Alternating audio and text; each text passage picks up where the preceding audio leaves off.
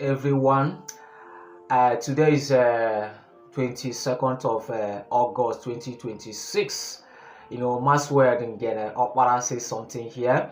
Nnamdi Kanu barrister have now exposed how DSS and other forces have maltreated Igbo youth.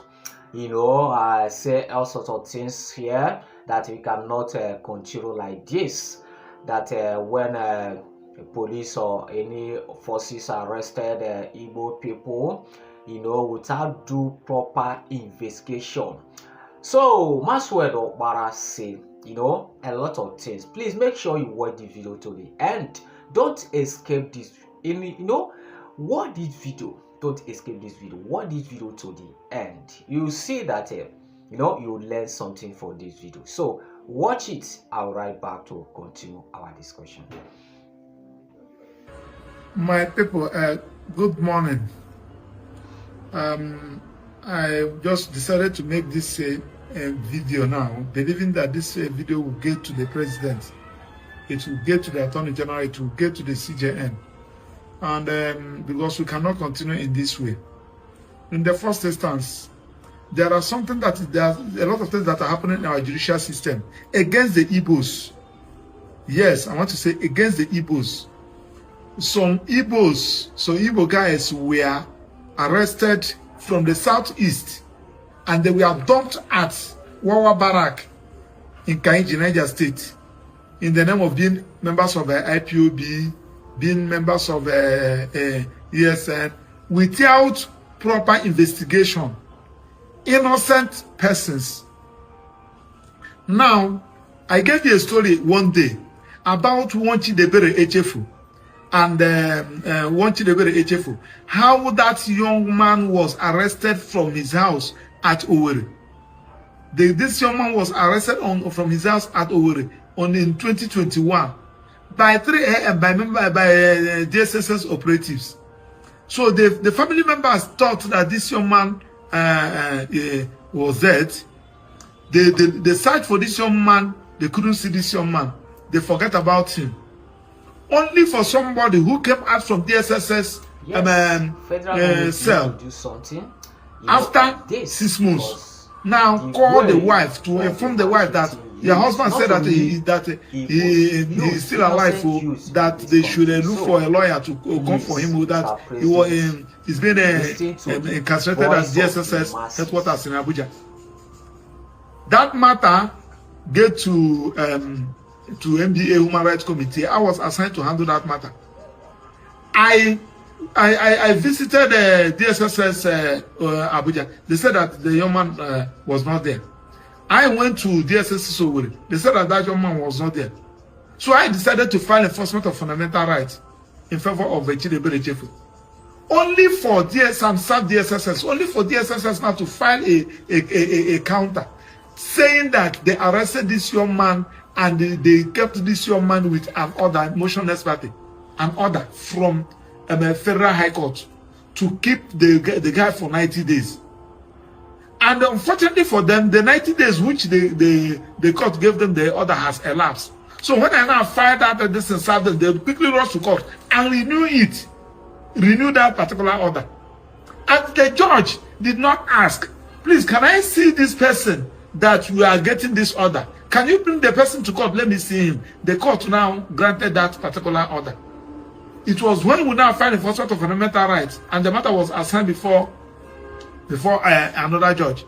And the judge, looking at what they filed and what we have filed, the judge gave this judgment. This judgment was delivered on by FCT High Court on the 11th day of March 2022 by Honorable Justice Ogbonna, enforcing his own fundamental rights, directing that he should be released with forthwith. Look at the judgment. I will pass it to you people to see. We served DSS this judgment. DSS refused to comply with this order. I've been going to DSS. They refused me access to see this young man. Apart from one time, only once, the court directed that they should allow me.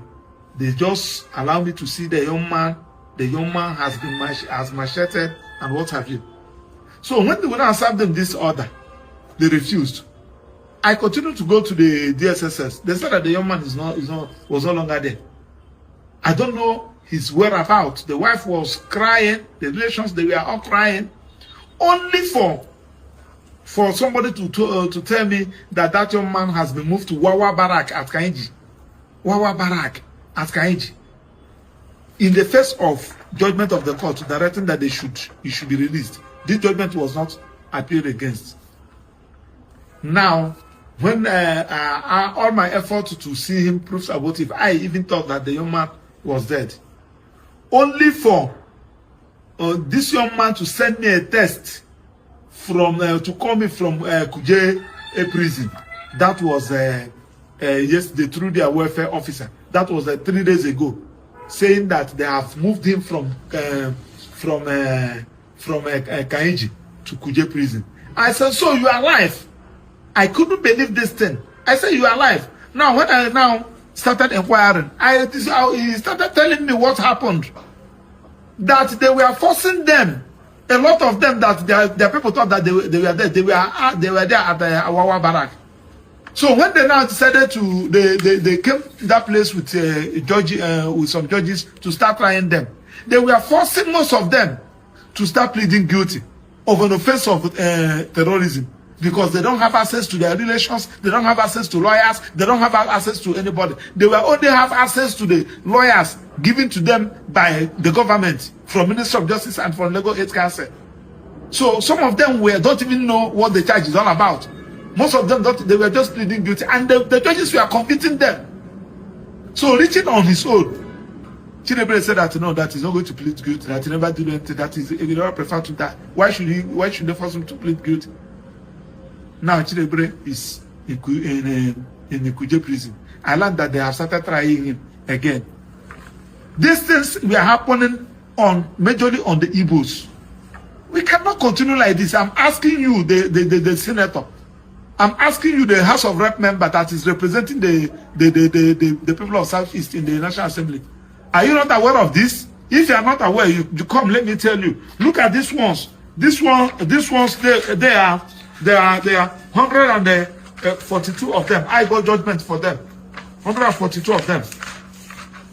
142 of them. We got judgment for them. Court ordered that they should be released. As I speak to you, they failed to comply with this particular order. I can go on and on and on and on. Because what they normally do is that if you want to deal with somebody in the South, is you just write a petition against the person that is a member of IPOB or a member of the ESN. They'll just come in the night and whisk the person away. And collect his answers, deprive him access to the local protection of his choice and members of his family, and move the person to Wawa Barak. And the people say that we should keep quiet. We cannot keep quiet. Enough of this. There are some persons there in Suleja prison. In fact, one of them, a pastor, they said that they were pushing some persons. Some persons now run into her church. This lady was picked. According to what I was told, she was forced to plead guilty. She was explaining to them, don't even know the one that is guilty, the one that is not guilty, and she has been convicted. I'm calling the Igbo Lawyers Association. I'm calling the Igbo traditional rulers. I'm calling Igbo religious Igbo religious leaders. I'm calling the Igbo political leaders. Go and verify this thing. You can set up a committee to go to various prisons. Go to DSS. Go to that Wawa Barak. Let them bring out people there. These are persons. These are people's husband. These are people's wife. These are people's children. These are persons' parents. You don't do things like in this way. Is it an offense for that you said that Nigerian unit is not negotiable, but you are treating some other tribe as if they are slaves in this country, and you say that people should not agitate for self-determination. I'm sad this morning because the way this thing is going is like they have two laws in this country. one for against the one for the Igbos and one for the people that they feel that are in Nigeria. Of course, you know that had it been that the man Nnamdi Kanu is not an Igbo, he wouldn't have been in Sokoto today. He was convicted and sent to Sokoto because he's an Igbo. Yes, yes, I must say it, and I'm not going to withdraw it for whatever reason. I'm calling the NDA president now that we are. NDA, they're going to the lawyers in Nigeria, they're going to converge in Port Harcourt for a conference. What are we going to conference there? Where people's rights are being violated, and you establish legal aid council. Legal aid council, you send coppers, send people that don't juniors who doesn't understand what law is all about to come and defend a terrorist. You deprive the person access. Even when most of them, when you manage to allow them access, you will not allow them to discuss with their lawyer privately. Is that what the law said that we should be doing? We should stop this. I'm going to publish this now. That of Chinedu. I will publish it. This judgment was given in the 11th day of March 2022, and we're in 2026. More than 4 years, federal government failed to comply with this judgment. The young man is still there, languishing. The wife delivered 3 months after he was arrested. The wife delivered is now he should be entering primary school now. Yet this young man has not seen the family. Because you have an opportunity to be a leader, you have an opportunity to occupy a different office. Look at Malami that started this. Where is he today? He started this. But we are thinking that when this government come, they will right those wrong. But their own is even getting worse. That is, I published this in my wall. You can see the judgment. So, thank you and God bless you. I know that Mr. President is listening to what Barrister Maxwell is saying.